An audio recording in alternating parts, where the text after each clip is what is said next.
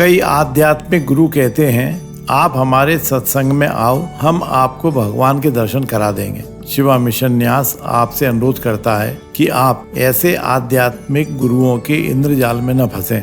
वे आपको एक कुशल जादूगर की भांति भगवान का काल्पनिक आभास करा देंगे और कुछ नहीं। जरा आप विचार करें, देवी पार्वती जी ने हजारों वर्षों तक घोर तपस्या के पश्चात भगवान शिव जी को प्राप्त किया था, जबकि वे तो जन्म जन्मांतर से भगवान शिव जी की अर्धांगिनी रही हैं। महात्मा तुलसीदास जी को भी भगवान श्री राम जी ने जीवन के उत्तरार्ध में ही दर्शन दिए थे। अनेकों संत हिमालय की कंदराओं में कठोर तप कर अपने शरीर को गला डालते हैं, फिर भी भगवान का साक्षात्कार नहीं हो पाता।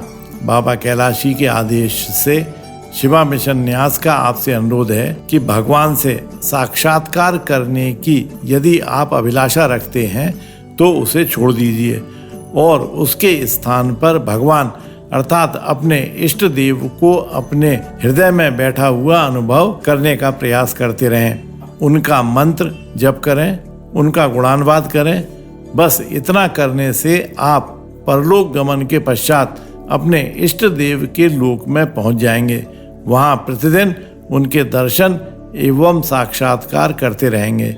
इस मृत्यु लोक में अपने इष्ट के साक्षात्कार कराने वालों के प्रपंच में न फंसें। आपको अपने जीवन में अनेक विद्वान पुरुष ऐसे मिलते होंगे जिन्होंने 4 वेद, 6 शास्त्र, 18 पुराण और 108 उपनिषदों का जीवन पर्यंत गहन अध्ययन किया होगा। वेद की ऋचाएं उनके मुख से ऐसे निकलती होंगी जैसे गंगोत्री यमुनोत्री।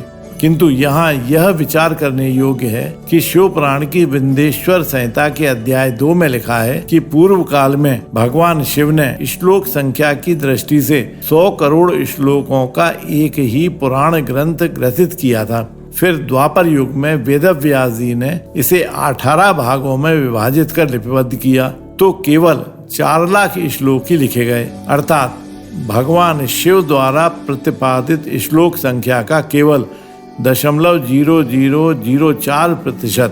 तो प्रश्न उठता है, ऐसे उपरोक्त ज्ञानी जनों से हमारा कल्याण हो सकता है?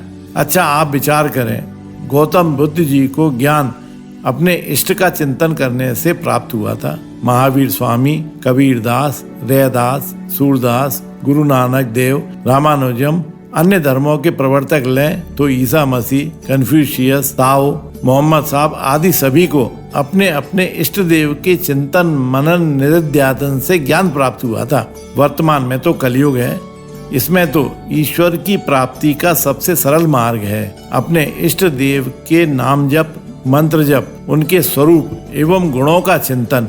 तो आइए आज से समस्त सांसारिक कार्यों को करते हुए अपने अपने इष्ट देव को पूर्ण ब्रह्म मानते हुए केवल उन पर अपनी पूर्ण आस्था टिका दें। इस कलियुगी माया और उसके कपट मुनियों से बचें। यदि यह वीडियो आपको अच्छा लगा हो तो कृपया शिवा मिशन न्यास के YouTube चैनल को सब्सक्राइब अवश्य करें। बोलिए ओम नमः शिवाय।